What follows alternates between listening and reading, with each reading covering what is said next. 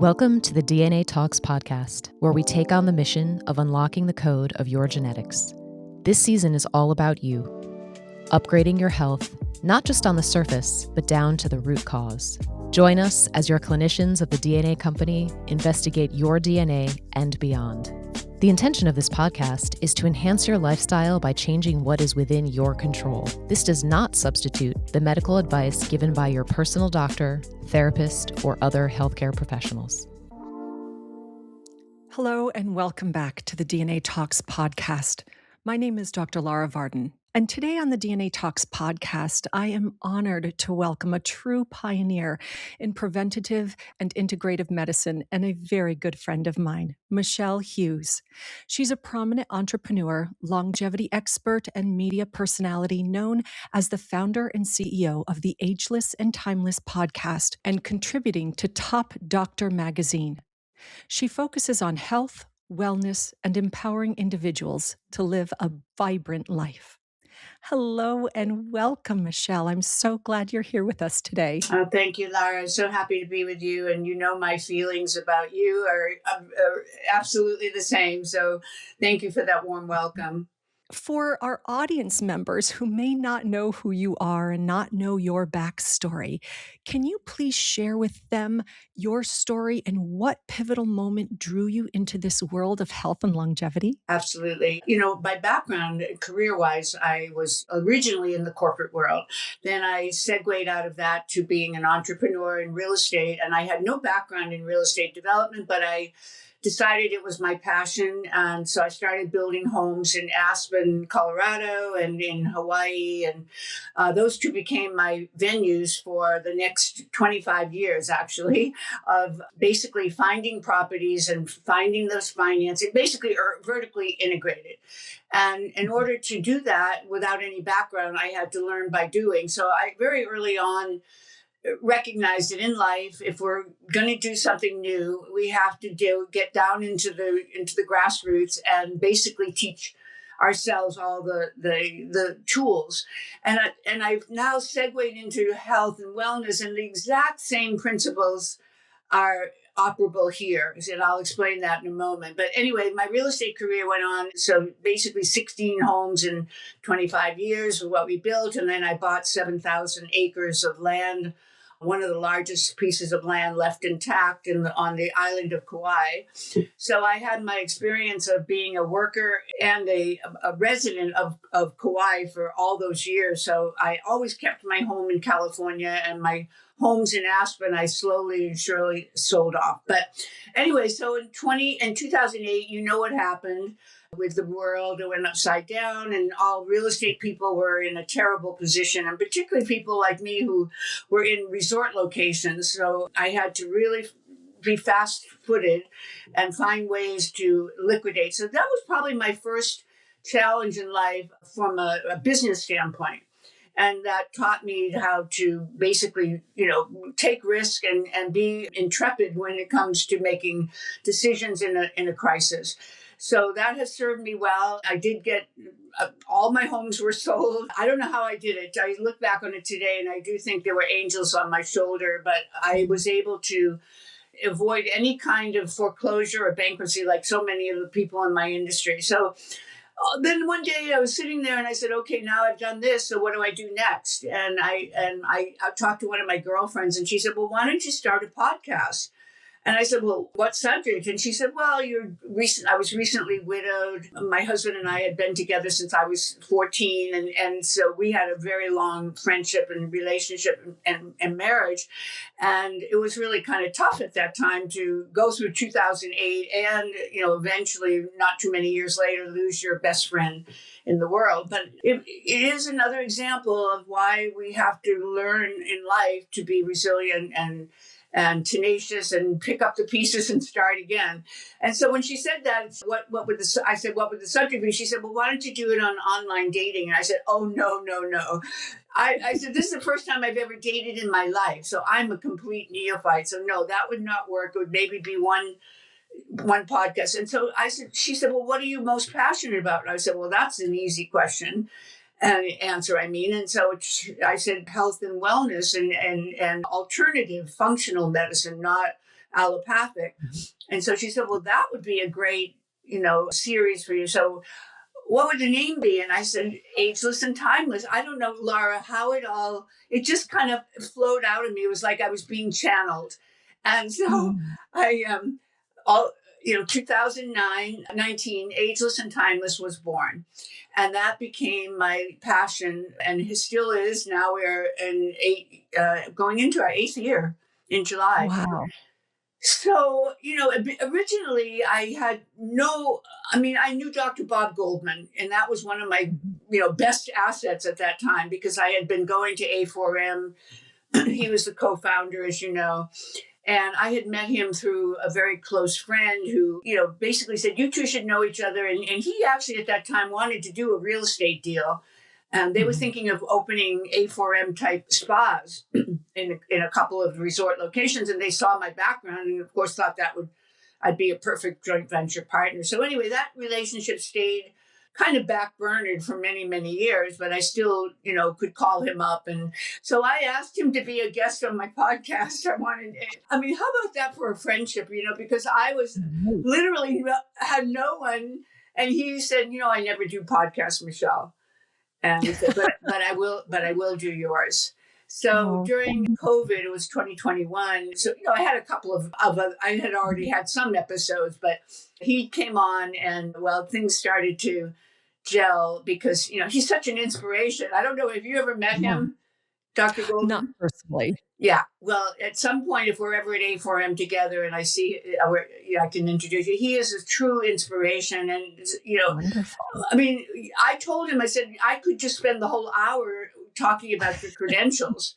So anyway, that was my backstory for getting into through the podcast. And then about a year ago, actually, my good friend Rob Fletcher, who I actually met through Bob Goldman, because during those years in between, Bob Goldman asked me to be one of the inaugural podcasts on muscle and fitness, which, if you remember, Muscle and Fitness was a magazine that was started by Joe Weider and probably 40 or 50 years ago. I used to be a subscriber back when I was in college because I used to bodybuild. Yes. Yeah, I know. I think you told me that. Well, anyway, and Joe Weider, just by coincidence, was the cousin of one of my best girlfriends.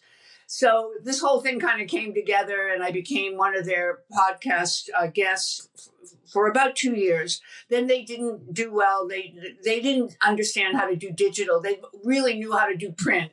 So I ended up, but I got great experience by being there. And then I had my own podcast at the same time. And then right after that, a few years later, I got a call from this Rob Fletcher, who has been one of the top business development people at Muscle and Fitness. And he said, I'd love you to meet the publisher of Top Doctor magazine. So then they asked me to become a guest, an editorial contributor. So now I had all three. And, this was a pretty full plate. And I still have real estate. So, I never gave up my real estate career. Today, I'm still passionate about creating beauty. And so that's how it all happened. So I guess you would call it a lucky, sometimes out of crisis, which real estate was, comes opportunity. And I guess in Chinese, they say they're synonymous. So that's my way of saying, yes, I fell into real estate and I fell into wellness, and I would never look back.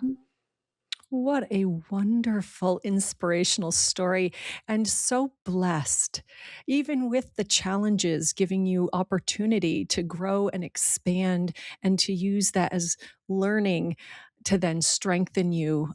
Just amazing. And I'm just so blessed that our paths have crossed that we have become friends. So, Lara, before you go on, that's a good chapter to discuss, because during that early years, I met this woman named Lisa Tamati out of New Zealand. And she said, one of my favorite companies is the DNA company.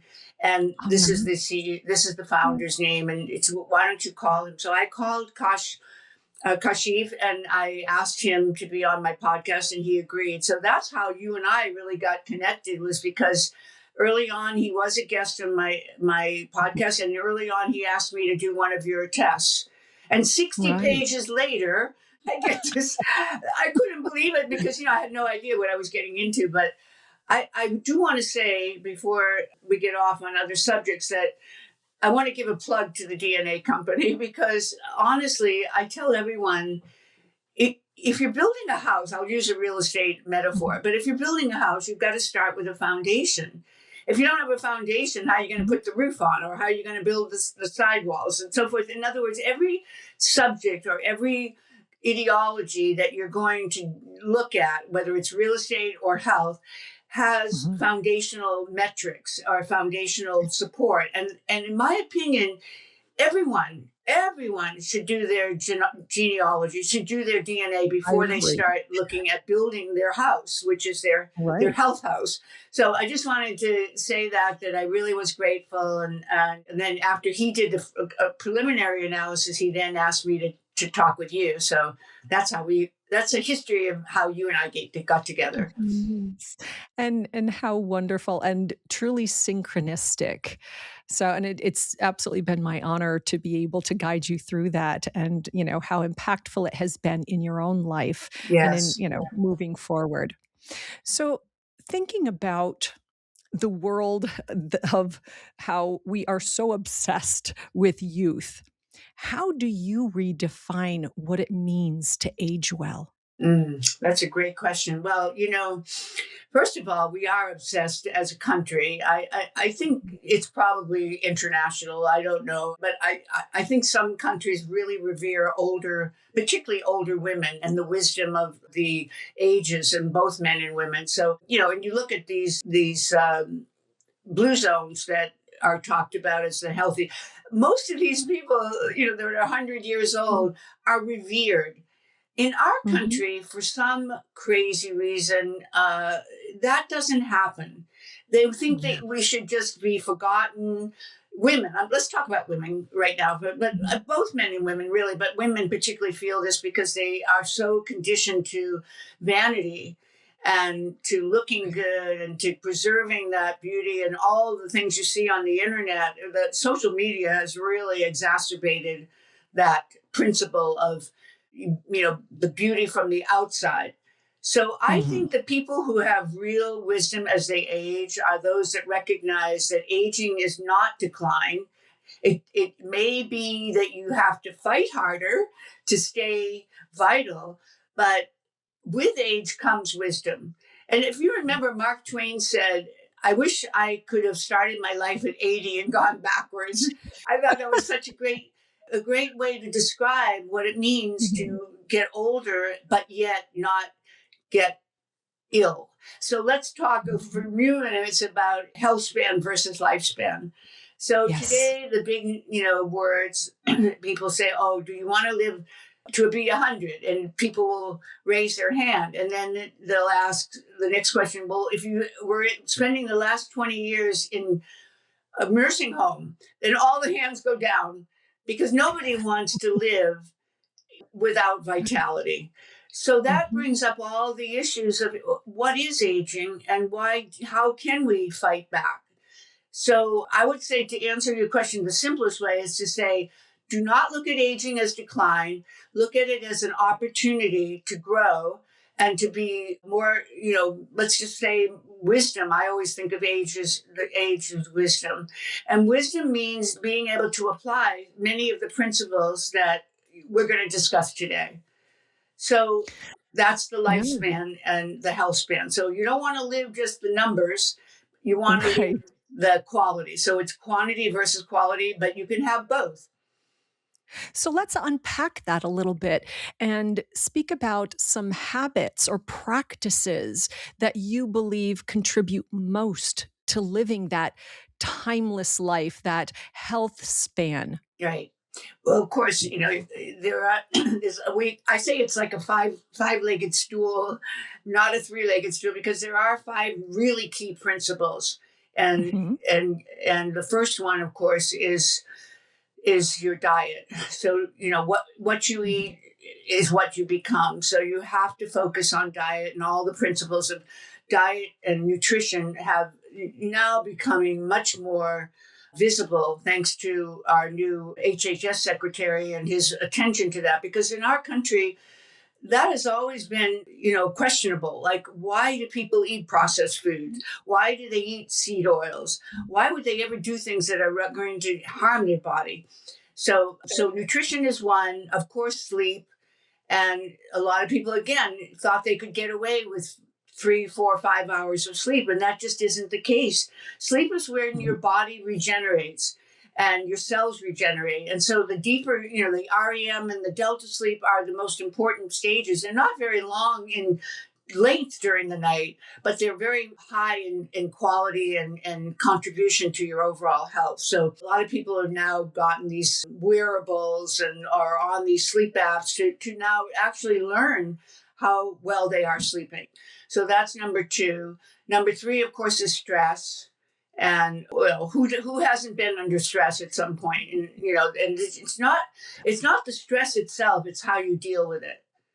Precisely. Always going to have stresses We're of some always going to have stress. Just getting into our car and getting on the freeway can be stressful, right? So these, there's little stressors and big stressors, and the challenges of financial management, the challenges of relationships.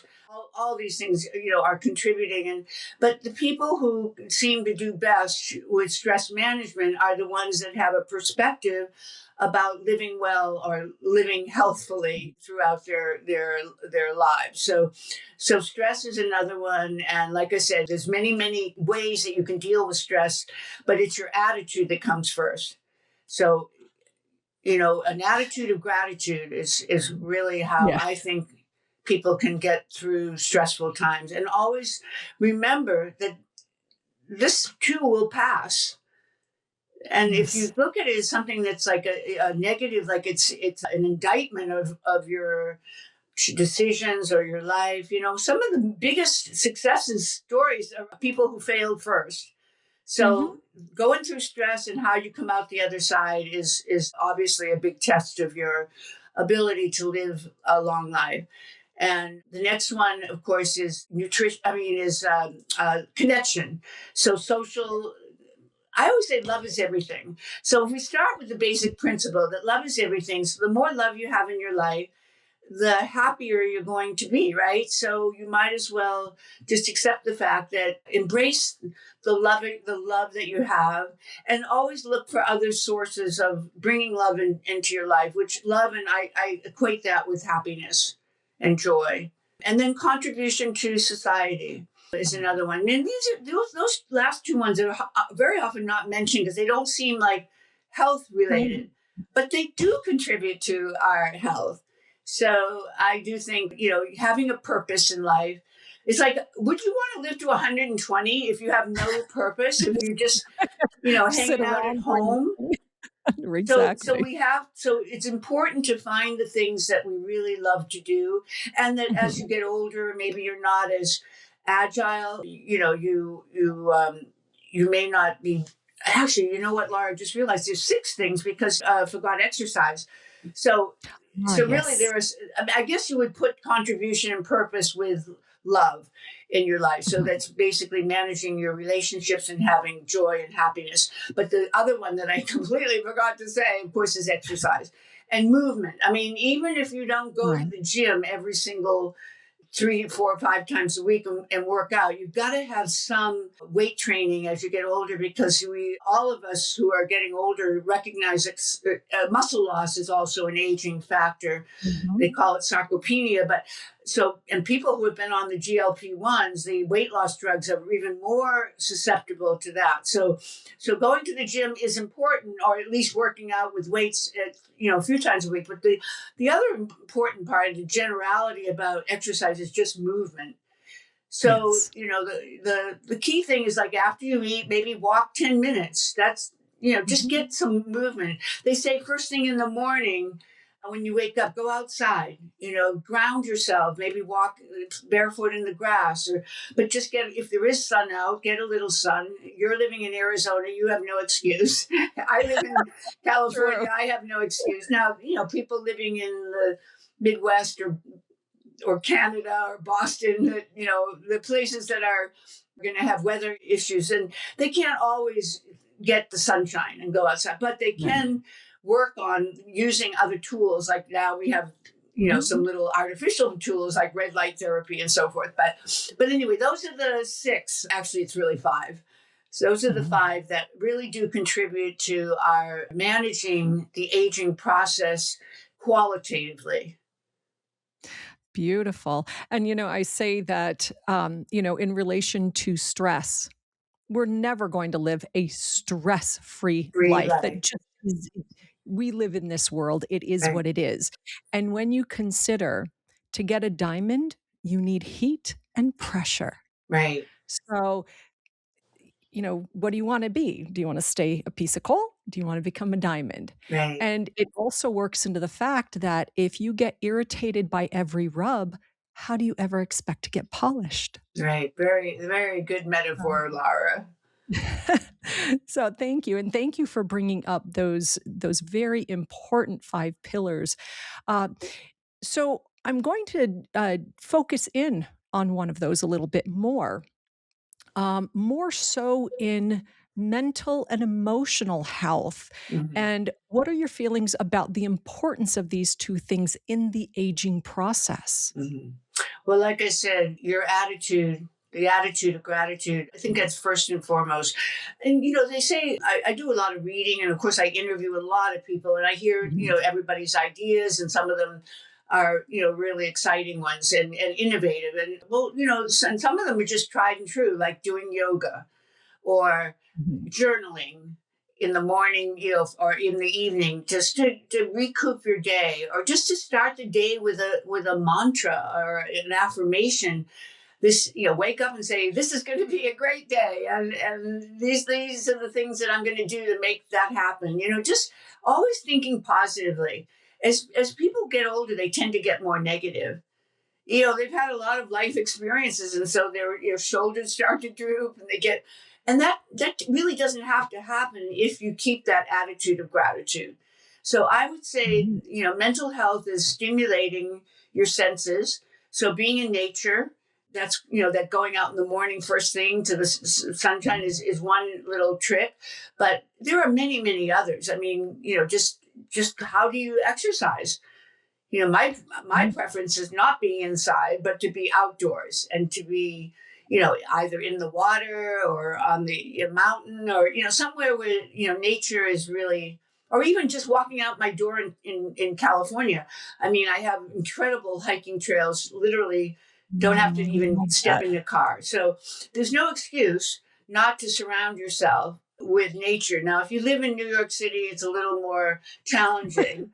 But it Yes. doesn't mean you can't walk to work, if it's 20 blocks and get that little bit of, maybe it's not the nature that we would describe in our most idyllic way, but you are getting exercise and movement. So the mental health is how you live your life in a way that is authentic. And authenticity does bring clarity. So vitality, clarity, authenticity, these are, not just terms, these are lifestyle that will help us to gain basically the tools for living longer and living better. Wonderful. Are there any misconceptions about aging that you're passionate about and want to correct? Yeah, another good question. Well, yeah, actually, there are several, but let's just talk about one. And that's what I said earlier, that aging has to mean decline. So, Right. and this brings up the whole issue of definition of terms. So, the people that are in the longevity space all know that there are 2 kinds of age. Well, now they're saying there are 3, but let's talk about the 2. There's biological aging and there's chronological aging. So one Right. of the myths that I think needs to be corrected is that you are the number of years you've been around the sun. And that is absolutely not true. And so, that's how Ageless and Timeless, the name, came about. When someone once asked me a personal question like, how old are you? I didn't want to tell them my chronological age. I just felt it wasn't there. It wasn't really representing who I am. And so I said, oh, I'm ageless and timeless. And that's kind of what stuck. Yeah. But truthfully, that has morphed into what is biological aging. So when you ask someone what is biological aging, they'll say, well, it's the age of your systems, your organs, your cells, your, the inner aspects of your body. And guess what? Most people who are in the longevity space like us are sometimes 10, 20 years younger. So I really like that. Absolutely. When I did the True Diagnostics test for the methylation, DNA methylation, with Ryan, I don't know, do you know that company, True Diagnostics? Yeah, Yes. So Ryan Smith. So anyway, when I did that test, I was 20 years younger than my chronological age. So naturally, I'm going to much prefer. But that isn't just an accident. I mean, that is discipline and hard work. So I would say the myth is that you have to age chronologically. You do not have to age chronologically. And today's world, with so many biohackers, and we'll get into that, I'm sure, because that's very different than what we're talking about. I mean, biohacking is kind of grown out of what you would expect would happen if people start taking more interest in aging. But the real answer to your question is recognizing the age of your cells, because your cells are where the mitochondria and the cellular age is really the biggest contributor to your true biological age. And then what's the age of your liver? What's the age of your brain? And these can all be tested. So you can actually get an age that is going to be hopefully much less or much lower than the number of years you've been around the sun. So that would be my one biggest definition of misinformation as we get older. Yeah, we actually have our DNA aging premium test that does exactly that and actually looks at the biological age of all of the different systems of the body. I'm glad you said that, because when I first knew you guys a few years back, you didn't have that test. And then when I was talking to Tracy recently, she said, we've added all these extra things, and the test that you took is not the test that we have today for the breast, for imaging, looking at the breast and looking at the biological. Those were tests that weren't in existence. So you guys, the DNA company has changed dramatically in terms of your offerings. Yeah, and it really helps to give that fuller picture, with the DNA being that foundational blueprint, but then giving us information, from these tests on how are those genetics expressing.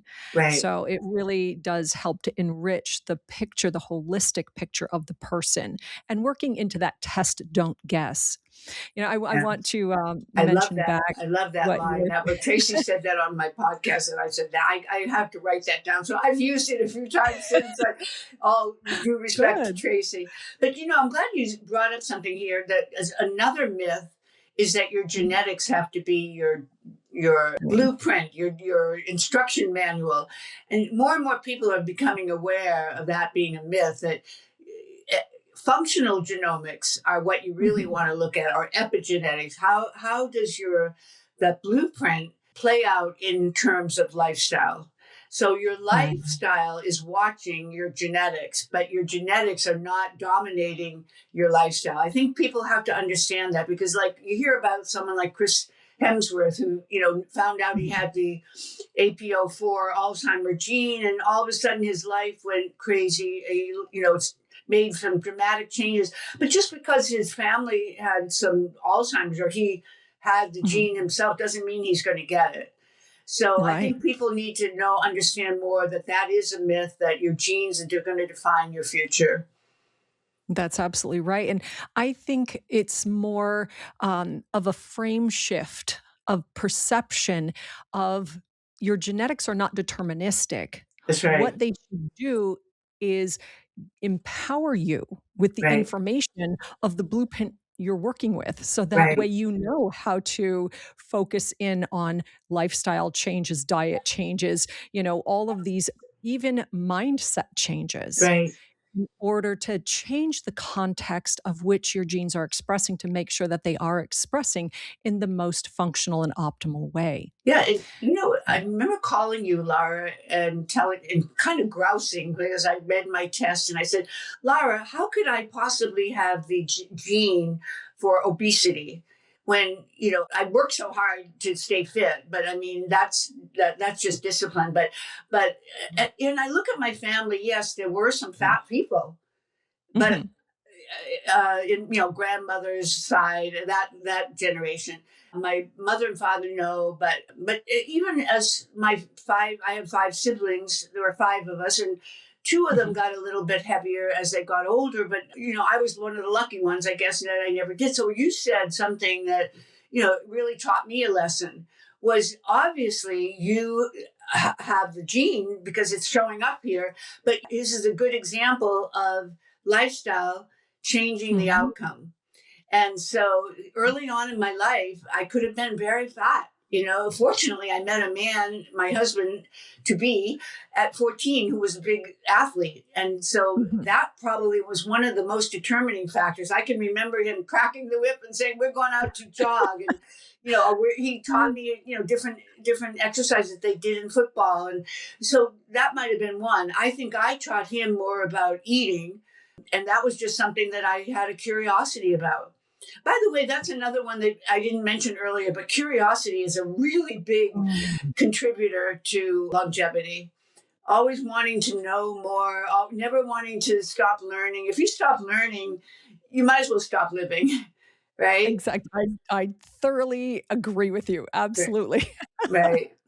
It's I want to mention something that we had talked about earlier in biological aging, and really having that be more focused on how your cells are aging, how the tissues, the organs, your body, not just that chronological age. Right. And a friend of mine, Dan Metcalf, I loved the answer that he gives people when they ask how old he is. He says, amazing.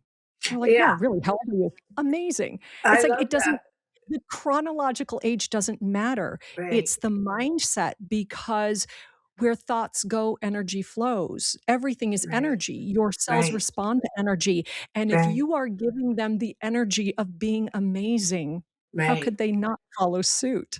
So Well, I loved that. And the fact of I think you truly embrace that attitude of gratitude. I yeah. always say, making sure you have your vitamin G every Yeah. day, your That's good. your That's gratitude really good. vitamin. So Yeah. on this podcast, we talk about maneuvering our genetic blueprint, our DNA. What what do you think are some of the aging beliefs people need to rewrite Mm-hmm. with regards to genetics? I know we just covered some of that, but is Mm-hmm. there anything else in particular that you wanted to mention? Maybe something that you've learned about yourself specifically when we went over your DNA that you have implemented, that you have seen benefits from? Well, I talked to you earlier before we went on air about the COMT gene. That's a big one because when Kashif and I went over my test originally many years ago, he made this comment to me, which made me feel a lot better. And because I had the gene and he had the gene, we're both positive. And he said, Michelle, you and I are like twins. And I said, well, explain that to me. What do you mean? He said, well, we're both, the comp gene is the one that, people should know is, recognizes your ability to utilize neurotransmitters. I said, correct me if I'm wrong about saying this, because you're the expert.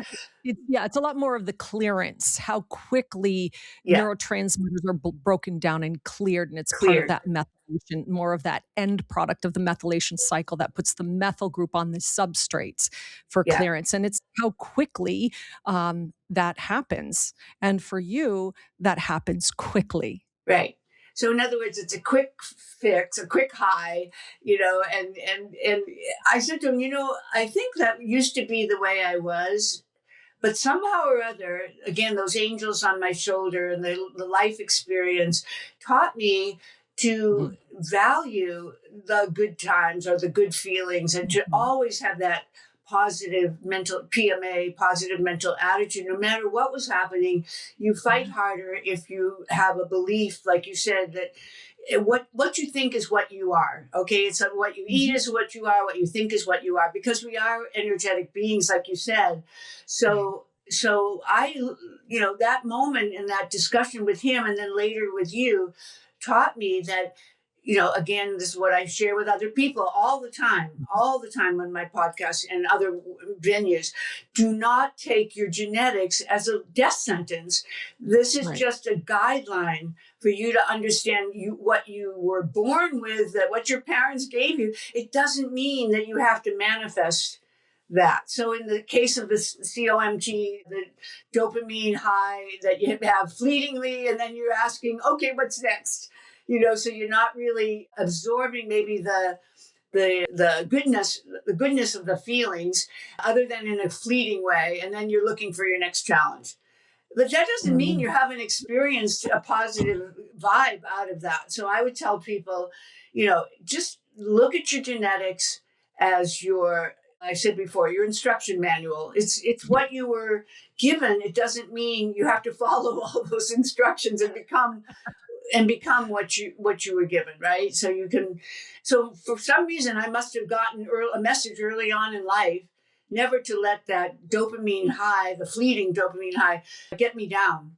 Right. But always when I go for the brain tap with Dr. Porter or, other brain analyses, I always have this area that I have to fight, which is the negativity or the opportunity to go into a stress mode, high cortisol, not enough deep delta or REM sleep, those kinds of things. So I know they're there, and this is just me personally, but I bet what I'm saying applies to a lot of people, because we live as you said, in a very stressful world.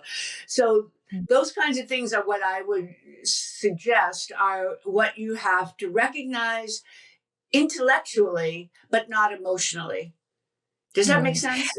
Oh, absolutely. And I think that a lot of it also comes down to what you were saying before, the curiosity. Yes. So it's like you have this information. Now, what do you do with it? Right. It's not like someone is going to come along and spoon feed it to you throughout your entire life. Right. You will be given opportunities, information, resources, but it's playing that active role in your own life and saying, oh, I am going to look into this. I'm going to be curious, not, those feelings of, oh, I'm just going to be pessimistic and, oh, this is just the way it is and I'm going to give up. No, it's having that optimism, the curiosity to go, okay, well, I have this, so what do I do about it? And like you were saying, with sleep, with stress, with ruminations, using brain tap, using tools that are out there.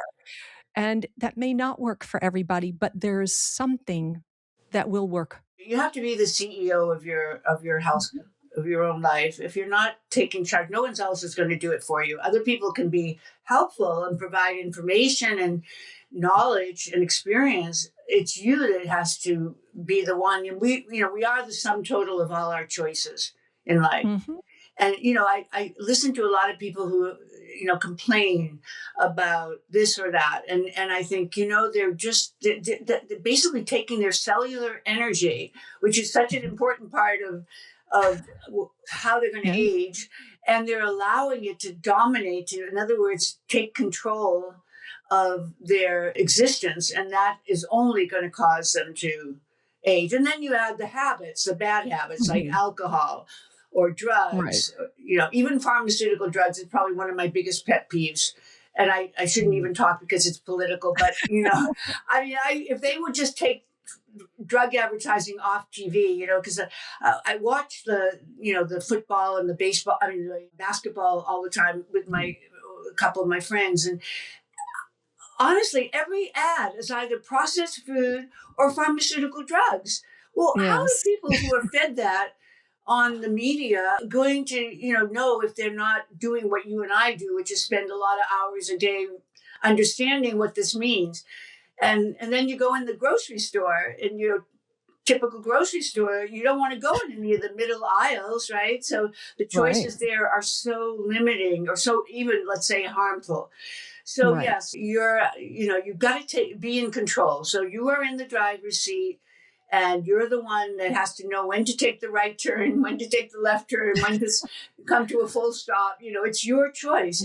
But if you keep breaking those rules, and taking a right when you should go left, you're going to be lost. Right. And, it's not that, doing this once or making this choice only once is going to dramatically change everything. It could make a dramatic difference, Right. but it's more in consistency, in those Right. Oh, small changes, oh, consistent over time, uh, just like diseases, chronic diseases. It's not like getting into a car accident that's a very acute situation and you become disabled, kind of like what happened to right. me with the car accident. Right. But, these chronic conditions, they come on slowly. We don't really see them until we do, but it started years, decades before. Well, Right. it's the same kind of thing for prevention or even recovery and Right. shifting out of these chronic conditions. It takes time and needing to give yourself the grace, the patience, and the tenacity to keep going, to Mm-hmm. following and watching and celebrating the small wins, because Mm-hmm. those small wins over time create bigger wins and bigger changes and Mm-hmm. lifestyle, and then shifting out of an Alzheimer's or an obesogenic type risk in genetics, that you did this over decades You're and so have right. You said the magic word, though, consistency. Mhm. That I don't think a lot of people who are not in our space understand the importance of doing things over and over. I call it the routine. So you wake Yeah. up in the morning, you have a routine. You know what you're going to do first. You so in all ways, physical, emotional, psychological, all the ways that you are able to start your day.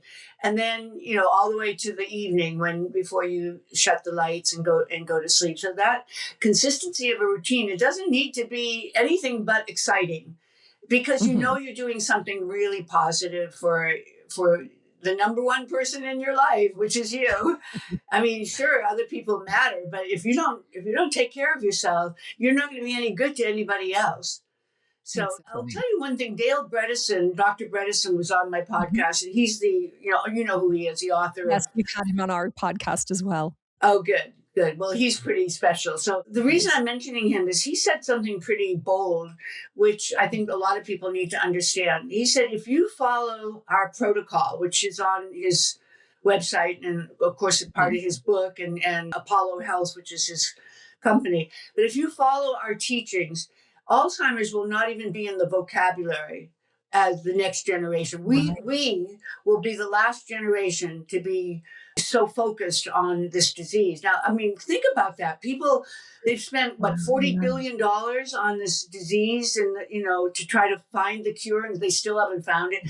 And yet he's saying, and it's blessings to him, that the real solving of the Alzheimer's epidemic is through functional medicine. Mhm. And I'm very close to the Buck Center. They're in Nevada, which is very near to me, in Tiburon, California. And Eric Verdon, who's the CEO, has been on my podcast. And so they have Dale Bredesen was the first CEO. Then they went through this period, because I was on their advisory board 25 years ago, and they Mhm. went through this period of being extremely allopathic, where they were Mm. raising money with the traditional pharmaceutical company. Then people like Dale came, and people like Eric and Lee Hood, who's another one of their heroes, and they started preaching what you and I believe in, which is the Mm. functional medicine. And this was like completely miraculous that a group like that, which was so tied into Western medicine, would Mhm. have that kind of evolution. And today, that's what they talk about. And that's what Dale is not afraid to admit, that he uses Mhm. those functional medicine principles in order to cure one of the most challenging diseases that we have experienced in our lifetime. Yeah, and there's so much fear around. Uh, it really is such a devastating disease, and the opportunity for that not to be a reality for the human race anymore Right. is a wonderful thing. So, speaking about long-term visions, Yes. what is your long-term vision for the future of biohacking, medicine, and what role do you hope to play in it? Wow. Well, I'm just one human being, but I feel like I pack a punch because I have a lot to Starts say. with one As you well person. know, I don't have any fear of talking, and I never met a microphone that I don't love. But however, and that's just me personally and where I fit in the long term. But I want to say one thing: biohacking is kind of a strange phenomenon that's grown out of our functional medicine platform. And I Mhm. hope it isn't the horse driving the cart. I hope that Mhm. people don't get caught up in all the, let's just call, I mean, biohacking is a good word, but I mean, I think people need to understand what is biohacking. It's basically all these outgrowths of knowing that you want to age with quality, let's say Mhm. healthspan, and that you don't want to die you don't want to hold on to the years and not be healthy. So it's grown out of that, but there's so much charlatanism in Mhm. the unfortunately the need for greed is still big and strong in our world, and you have to be very discerning. So Mhm. where does this all lead? Well, I think the one thing is we have to look at the people who are a true knowledge based, scientifically based, even experientially based voices, and not get caught up with, I hate to say it, but Instagram or TikTok or some of these Mhm. ways that people are getting their information and then following those precepts. So take peptides for an example. That's Mhm. just one that I could give of many, but peptides are like the darling of the longevity space. And Yeah. yet many people have been duped into buying peptides on the internet that are coming out of China that don't have efficacy, that actually might be dangerous. And Mhm. yet, some 14-year-old influencers telling you this is the next best thing to slice bread. So yeah, so we have to understand that asking the right questions, and even AI, I use AI a lot. I always fact check things, but then I find out that AI can be wrong. And now AI, like Mhm. with a lot of my medical friends, they tell me, you've got to be careful because these are often not doctors that are telling you these answers that you're asking medical questions of. Right. So those would be two examples of, but they're not even biohacking. They're actual medical Mhm. developments, not the AI. The AI has a medical subset, but AI in general, trying to get answers about your life and your destiny and your health from artificial intelligence is not always the safest thing. I mean, yes, use it as a point on a graph, but don't use it as the end all and be all that this is the answer and nothing Right. else matters. So that would be my, one thing is just be discerning and Mhm. always be asking those questions. Who CTF? Consider a CTF. Consider the source. Okay, if Right. you're reading something, what is the source of that information? This even goes to the fake media today. What is the source? Who is the expert that's giving you this information? Because I find out Mhm. with Instagram, for example, there's so many products on there, charlatans. They don't have the science behind them, but they're preaching them to you as if they do. Right. And people who are gullible or vulnerable. So vulnerability Right. is probably one of the biggest conditions of aging poorly, where you're Mhm. influenced by the next best solution. Like, what's the laser that's going to make me look 20 years younger? And it can turn out that laser could be harmful. Oh, So absolutely. so I would say, to answer that first part of your question, that it's really important to define the terms, look Mhm. deeper, do your due diligence. With peptides, thank goodness that now those 14 that were taken, the FDA took off the market. They forced a lot of people to go to the black market because they Right. were really feeling positive results from getting Mhm. them from compounding pharmacies. And then overnight, the FDA took them off the market, which hurt a lot of people health wise. And that caused this growth of, what I just said. So now, fortunately, Robert F. Kennedy is putting them back on the compounding farm where they belong. I mean, they should Right. be where you are. They're being tested for their efficacy. Yeah. And it's still, by prescription for the Yeah. most part. Oh, yeah, So absolutely. I mean, no, let's put it this way. Don't ever get a peptide unless it's by prescription, because right. the ones online, the ones that we were just talking about, Right. they were not no prescription. You could get it from an influencer. So yeah, so those would be. And then where do I fit? Well, I hope I'm a voice like you are, a Mhm. voice for well, let's call it improvement, a change, education, all the things that we know to be important in the mixture of conditions that will exist if we are going to be successful in aging better. And that really, like you and I both know, it's also knowing who to listen to, as I said earlier, as our mentors. Yes. Yeah, that So, that and I and I hope think we are that action oriented enough, Lara, in what right. we do. You do it every day. I do it every day. I started, you start being the head of DNA University. I mean, that in itself, that's got to take a bit of your time, right?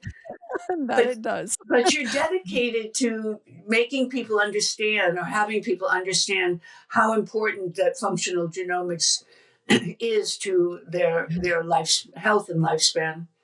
Yeah, because I feel that the importance of getting that information out and training other practitioners of all ranges, from a health coach to a medical doctor, Right, that's where the future is going to lie, right. is, disseminating that information, that training, so they can start implementing it in their own practices and helping others. That's truly my passion, what keeps me going. Right. So that brings me to my last question. When people look back on your work 10, 20 years from now, what do you hope they'll say? Well, I hope they'll say she made a difference.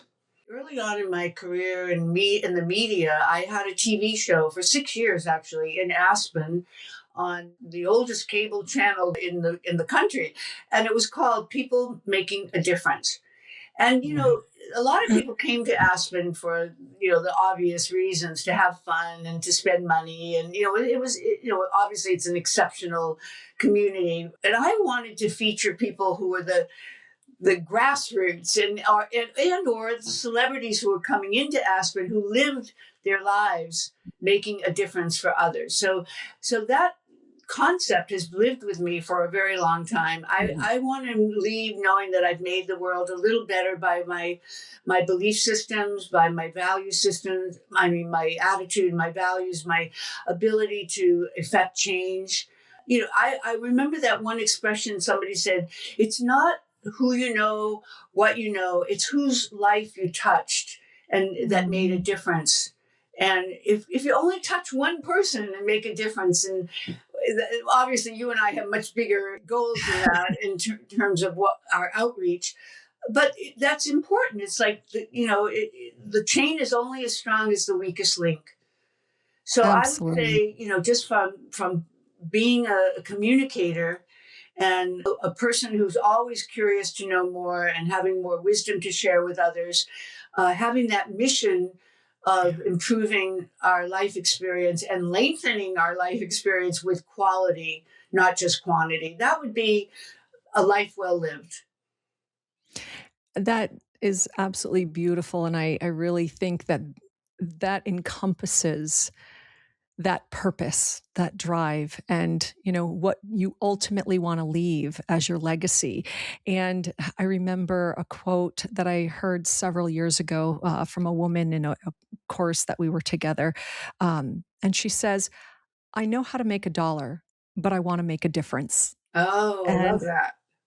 I truly think, Michelle, that you have done that Oh, thank and you. continue to do that. And I'm very honored to call you my friend and to be able to interview you today. And I hope that our audience and whomever listens to this, whenever they listen to this, that it will be the right timing and that it will spark something in them so they can turn around and ask themselves, how can I make a difference? Thank you, Lara. Thank That's a you. beautiful ending and a tribute, and I appreciate that so much. And I feel the same way as I said in the beginning. I feel the same way. I told Tracy Wood, I feel like life. There are no accidents in life. You meet the people that are going Mhm. to make a difference in your life, and even sometimes out of adversity comes the people that are dramatically affect the outcome. So you can never say don't accept adversity, because adversity can actually be your teacher and your guide, Yeah. and bring you to a place of meeting and interacting with people who change your life. So thank Mhm. you for having me today, and thank the DNA company for being in existence, because you do truly make it. This company makes a difference. Thank you. So, where can people find you? Mm-hmm.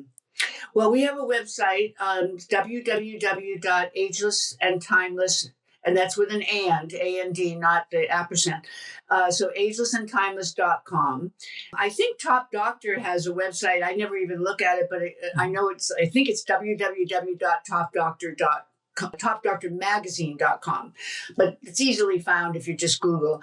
And then my YouTube is just Michelle, and Instagram. It's just if you put in Ageless and Timeless, we come up.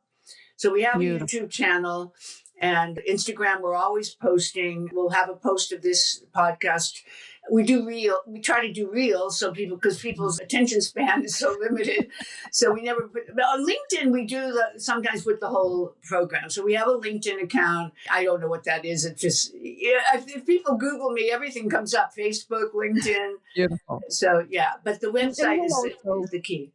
Sorry, and we'll also put the links in our show notes so Thank people you. can just click on that. Absolutely. Well, it truly has been an honor and a pleasure, and I definitely want to thank our audience for tuning in to today's episode of the DNA Talks podcast. Please don't forget to like, subscribe, leave a comment down below, especially if there's a certain topic that you'd like us to discuss. This also will help others see and hear the information that we offer through our podcast. And, if you do like this and you also want to check out any of our other social media, you can find us on Instagram at DNA Talks Podcast, as well as my own at Dr. Varden Official. And also, you can download our app, The DNA Way, which is a great one stop shop to access our podcast, our webinars, sign up for upcoming webinars, as well as reading our DNA Talks Digest. And of course, if you've had your DNA done, or even if you haven't had your DNA done, you can actually order it right through there and look at your results and all the amazing information right in that one app. So until then, thank you so much again, Michelle. It's a pleasure. I hope to catch up with you at A4M this December. Right. And have a wonderful day, everyone. Okay. Take care. All right. Thank you.